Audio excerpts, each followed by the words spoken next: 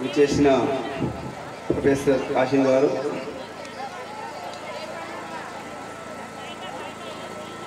మన గ్రామం నుంచి గెజిటెడ్ ఆఫీసర్గా ఉన్న జింరాజు గారు,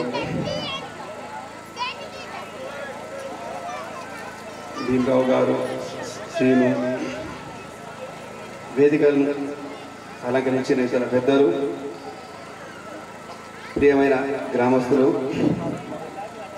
మరి ఈరోజు విగ్రహాలు ఆవిష్కరిస్తున్న సందర్భంగా మీ అందరికీ శుభాకాంక్షలు. మన గ్రామంలో ఇలాంటి ప్రోగ్రాం ఇంత సీన్ చెప్పినట్లు ఫస్ట్ టైం ఇది. ఎక్కడైనా ఏదో ఒక విగ్రహమే ఆవిష్కరిస్తారు, మామూలుగా అంబేద్కర్, గాంధీ ఇలా. కానీ ఒకేసారి ముగ్గురు మహాత్ములు, వాళ్ళు కూడా ఒకే ప్రాంతానికి చెందిన వాళ్ళు, ముగ్గురు మహారాష్ట్ర వాళ్ళు.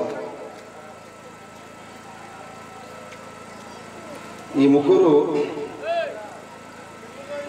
భారతదేశంలో ఎంతో ప్రభావితం చేసిన వ్యక్తులు. మరి వాళ్ళ గురించి ఇంకా డీటెయిల్గా కాశీం సార్ చెప్తారు. నేను అంబేద్కర్ గారి గురించి కొన్ని మాటలు. ఇందాక మన ప్రవీణ్ అన్నట్లు అంబేద్కర్ ఒక కులానికి మాత్రమే పరిమితం కాదు, ఒక ప్రాంతానికి కాదు, దేశ విదేశాలు అన్నింటిలో ఖ్యాతి గడించిన వ్యక్తి అంబేద్కర్. ఒక మామూలు కుటుంబం జన్మించి మరి ఇంగ్లాండ్లో చదువుకొని ఎంతో సంక్లిష్టమైన భారత రాజ్యాంగం, ప్రపంచంలో అతి పెద్ద రాజ్యాంగం మనదే, లిఖిత రాజ్యాంగం. మరి అటువంటి రాజ్యాంగం, మరి దేశం ఎన్నో కులాలు, మతాలు, భాషలు, ఆచార వ్యవహారాలు, యాసలు, పేదరికము, నిరక్షరాస్యత, ఇలా ఎన్నెన్నో సమస్యలతో ఉన్న ఈ దేశంలో మరి రాజ్యాంగ రచన అనేది అంత ఈజీ కాదు.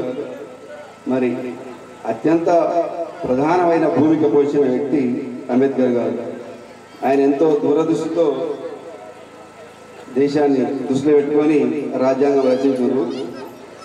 మరి ఆ రాజ్యాంగం మూలంగానే ఈరోజు అందరు కూడా స్వేచ్ఛగా ఓటేస్తూ, ప్రభుత్వాన్ని ఎన్నుకుంటూ, ప్రభుత్వంలో భాగస్వామ్యం అవుతూ మరి అందరు ఉన్నారంటే ఆ రాజ్యాంగం యొక్క గొప్పతనం, ఆ రాసిన వ్యక్తుల గొప్పతనం.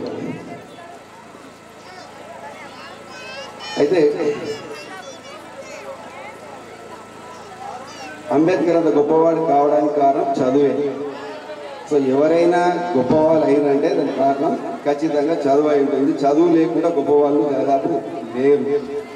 ఏ కొందరో తప్పిస్తే ప్రపంచంలో చదవకుండా ఏం లేకుండా గొప్పవాళ్ళు అయిన వాళ్ళు ఎవరు లేరు.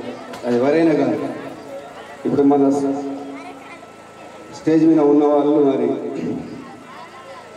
భీమరాజ్, మేమంతా మరి చిన్నప్పుడు ఇక్కడనే మన పాఠశాలలో చదువుకున్న వాళ్ళమే. కానీ చదవాలని తపనతో చదివి మరి ఈరోజు నేను గెజిటెడ్ హెడ్ మాస్టర్గా పనిచేస్తున్నా. మీకు తెలుసు, ఇక్కడ ఉన్న వాళ్ళకి చాలామందికి దాదాపు ఇంటర్మీడియట్ వరకు వ్యవసాయంలో చాలా ఉన్నాం. వ్యవసాయ పనులు బాగా అయిపోయాయి, బాగా అంటే చాలా బాగా. కానీ ఈ చదివేటప్పుడు మన ఆయన ఒక క్వశ్చన్ అడిగేదండి. క్వశ్చన్ అంటే ఒక రకమైన కోపం, ఆవేశం, ఆక్రోశం. మా పెద్దయిన వాళ్ళందరూ చదువుకొని హైదరాబాద్లో స్థిరపడితే మన ఆయన చదవలేవు. ఇదే బాగా అడిగేవాళ్ళు, నీవెందుకు చదవలేవు, నువ్వు చదివింటే నీకు ఉద్యోగం వచ్చేది, మనం కూడా హైదరాబాద్ అక్కడ ఉండేది, మేము బాగా చదివేది కదా అని నేను చిన్నప్పుడు బాగా క్వశ్చన్ చేసిన.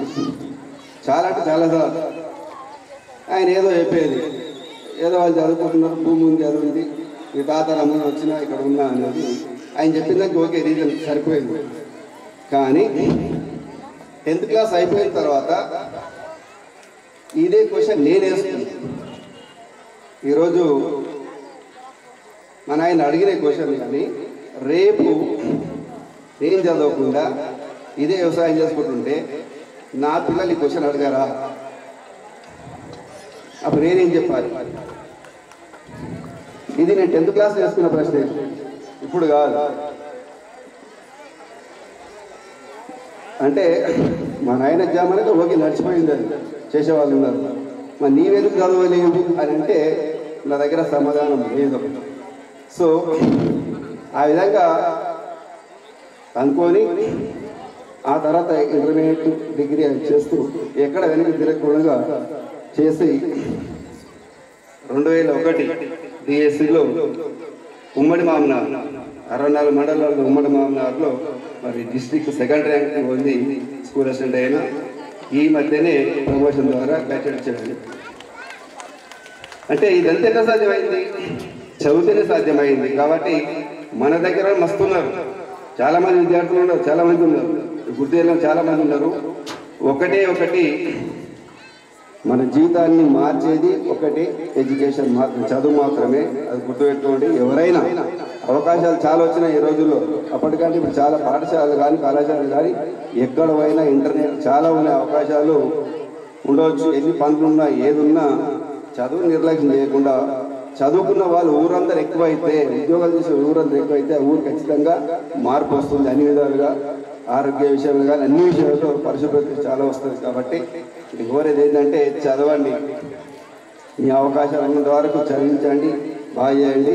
మరి కార్యక్రమం నిర్వహిస్తున్న నిర్వాహకులకు మనస్ఫూర్తిగా అభినందిస్తూ నాకు ఈ అవకాశం ఇచ్చినందుకు, ముఖ్యంగా భీమరాజు థ్యాంక్ యూ. జై హింద్.